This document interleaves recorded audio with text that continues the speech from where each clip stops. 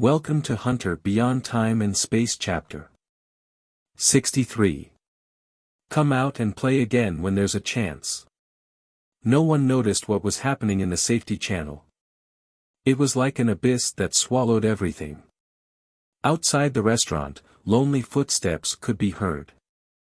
A young man in a dark blue suit walked slowly into the Skylight restaurant.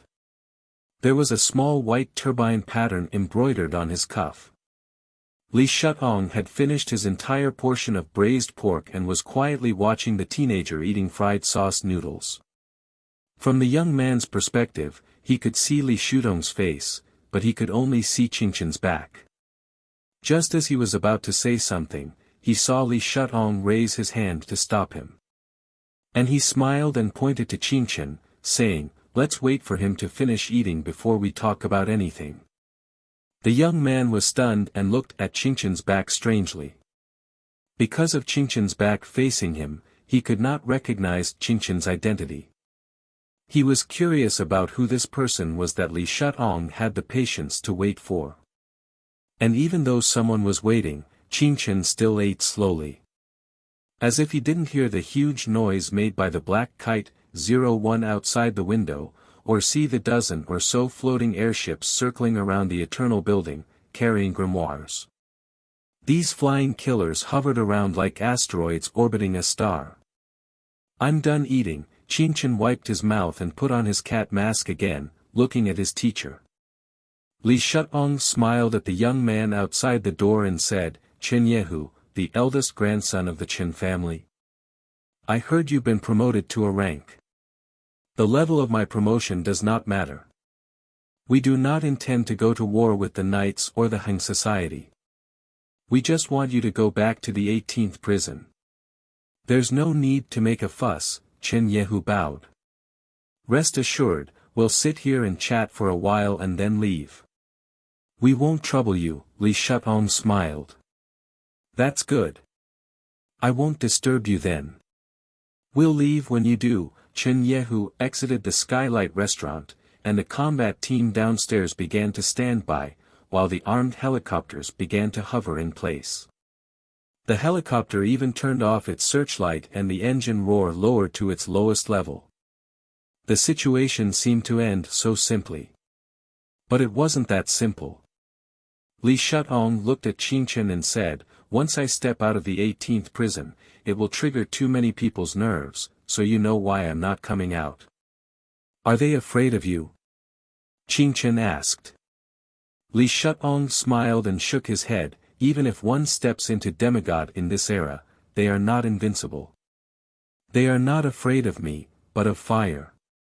Let's go home." "Okay." Qingqin followed Li Shutong upstairs. Qingqin stood in the night wind on the cloud top with his cat mask on. He looked at the galaxy and the city and the helicopter hovering below. He knew he would come back one day. Chen Yehu stood alone in front of the French window, calmly watching the black night hover car disappear into the night. He asked, "Did the combat team find them?" Someone behind him answered, "They found them. They're all unconscious. I guess someone attacked them in the safety channel and then retreated."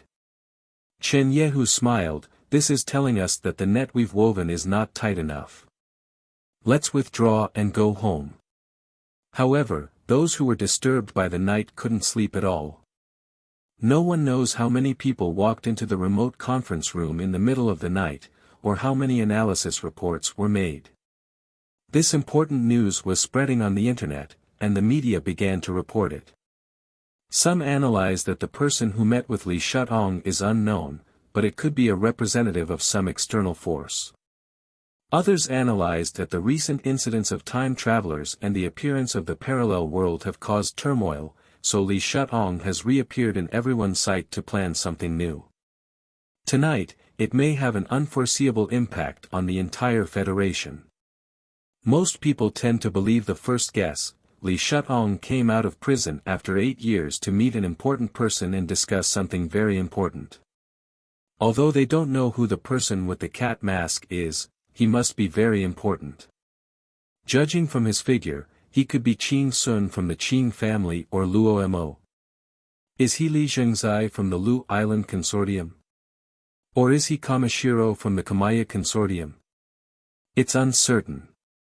However, what they don't know is that Li Shutong sat and watched as armed helicopters and artillery were aimed at himself as soon as he stepped out of the 18th prison.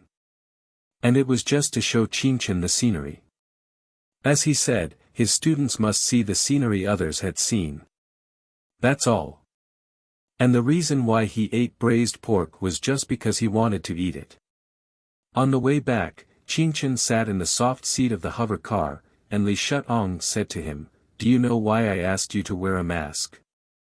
"Because you don't want the outside world to know that I'm related to you," Qingchen replied. Li Shutong asked again, "Do you know why I acknowledged you as my student, but don't want to admit it? Do you feel a little unfair?"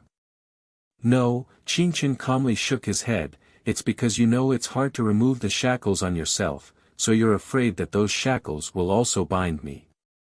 "Thank you, teacher. You've always been very smart, with unlimited potential," Li Shutong praised. "Of course, it's precisely because of this that I feel you shouldn't have to bear anything when you step onto this battlefield." Li Shutong was thinking that as a teacher, he could never tie his students to himself and fight together. It's about accompanying Qingchen for a while, and then watching how far he can go. Qingchen didn't answer this sentence, but suddenly asked, "Will we have a chance to come out and play again in the future?" Li Shutong asked with interest, "Do you want to come out and play again?" "I do," Qingchen nodded. "Because I may need to race against time, or race against other time travelers." "Then let's find another chance to come out and play in a few days," Li Shutong said with a smile, seeming to have not taken tonight's battle seriously. This middle-aged man seems to have never been afraid of anything. At this time, it was only 3 o'clock in the morning, and he had just returned from crossing time 3 hours ago. But Qingchen felt that this was probably the most enjoyable 3 hours in his 17 years of life. At this time, Jing Yuandong quietly came to the mercenary bar in the 18th city, and Lu Yuan had been waiting here for a long time. Jing Yuandong asked, "Did you see the news?" Lu Yuan said, "Yes, boss. I think we should try to contact Lu Dezhu again. Li Shutong is too important of a person in the parallel world. Even if you despise Lu Dezhu, you must consider that he is the closest person to Li Shutong right now." Jing Yuandong still shook his head, "I believe in my intuition, and I am increasingly convinced. Lu Yuan, you have to understand that Li Shutong is the kind of person who would not take a second look at Lu Dezhu.